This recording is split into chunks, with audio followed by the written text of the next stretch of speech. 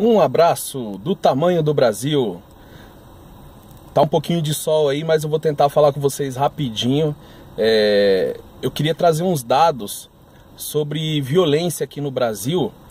E eu fiz uma pesquisa breve sobre alguns dados aí a respeito da violência. E eu queria passar para vocês. O Brasil hoje, infelizmente, tem taxas de criminalidade, taxas de violência altíssima. É uma taxa digna de países que estão em guerra. Para vocês terem uma ideia, são 150, 160 homicídios por dia no Brasil. Isso só em relação ao homicídio, né? Contando aí latrocínios, contando assaltos, contando acertos de conta. 150, 160 homicídios dia aqui no Brasil. É uma média muito alta se a gente comparar com contas aí consideradas a termos de mundo, né? A média mundial de mortes para cada 100 mil habitantes, que salvo engano, é essa conta que se faz. A média mundial para morte em relação a 100 mil habitantes, a média mundial é de 6,2. A do Brasil, ela está em 25,2. Ou seja, ela está 4 vezes maior do que a média mundial, né? Se a gente for na contramão e considerar essa média em relação a países que são considerados seguros, como por exemplo o Japão tem uma média de 0,3 mortes para cada 100 mil habitantes, né? Então isso aí daria, é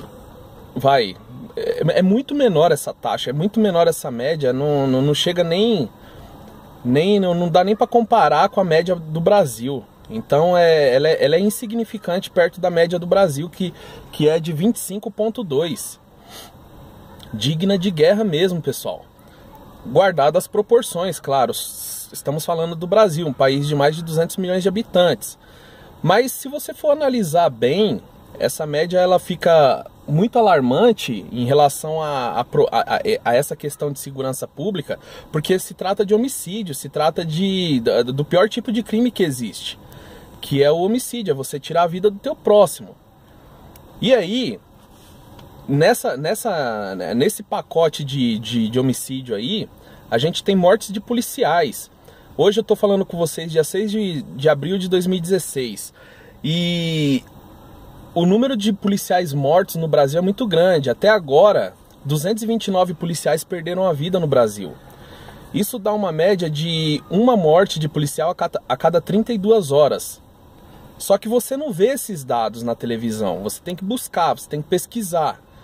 Agora, quando é o contrário, você vê a opinião pública, você vê os direitos humanos se manifestarem em favor daquele que foi teoricamente oprimido pela autoridade constituída, que no caso é a polícia. Mas quando você vê um policial morto, dificilmente você vê os direitos humanos na casa dele. E policial está sendo morto pelo simples fato de ser policial. Há poucos dias aí a gente viu um pai que estava indo pescar com o filho e foram assaltados no posto de gasolina. E ao perceberem que o pai era policial, os bandidos mataram friamente. Ele estava rendido, ele não oferecia risco nenhum para os bandidos naquele momento, e ele foi executado na frente do filho. Então é uma guerra declarada, é uma guerra civil maquiada aí dentro da sociedade que ninguém assume, mas que existe. Então esses dados são preocupantes, né? São alarmantes e a gente fica preocupado porque a gente não sabe onde isso vai parar. A gente não tem uma queda desse índice, a gente tem um aumento desse índice.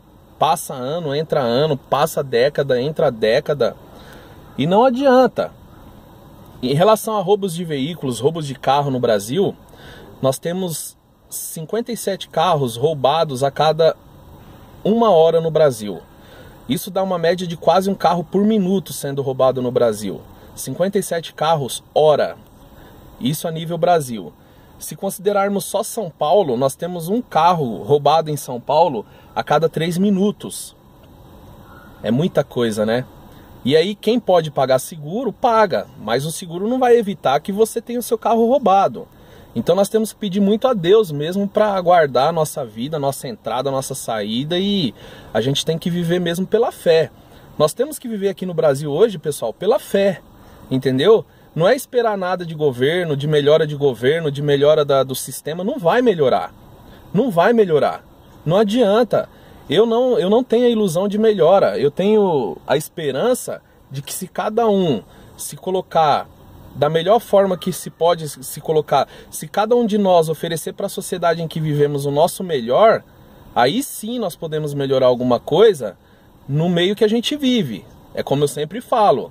Agora, do sistema, a gente só se preocupa com o que vem pela frente, porque se nós considerarmos aí que, tendo a economia relativamente equilibrada, nós temos esse índice de criminalidade, isso considerando até uns 2 anos atrás, agora que começou essa crise a afetar diretamente aí a população, e que daqui a pouco nós teremos milhões de desempregados, aonde que nós vamos chegar com esses índices?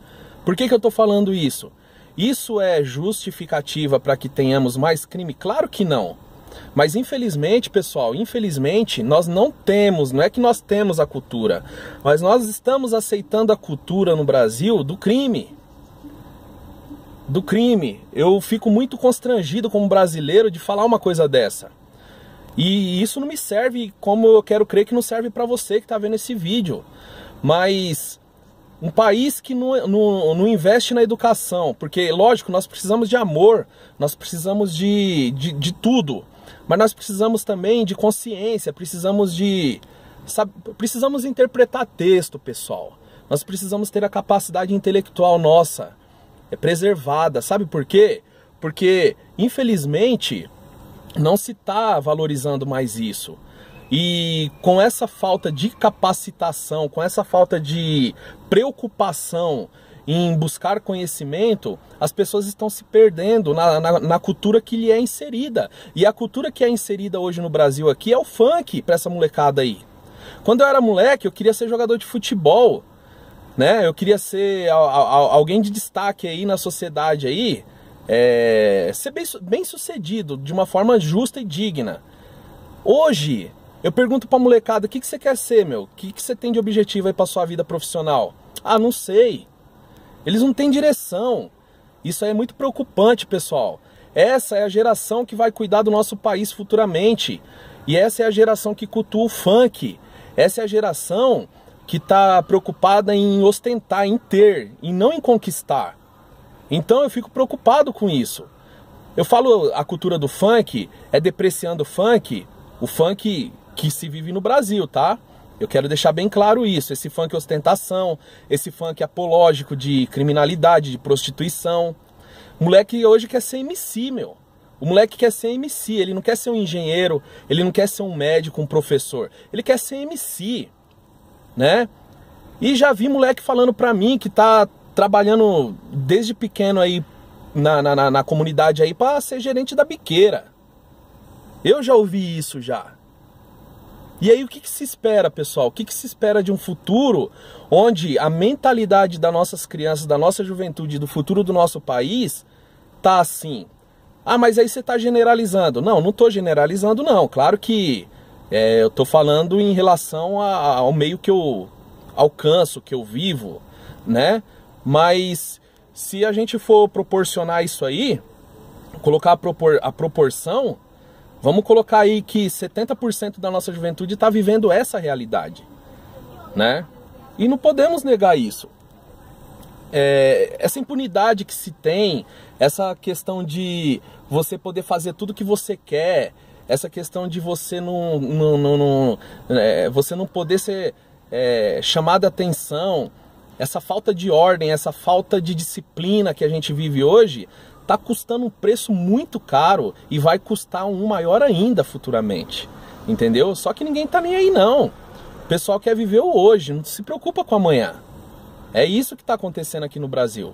Então, infelizmente, a gente vive dentro de uma realidade dura, mas é uma realidade, não tem como fugir disso.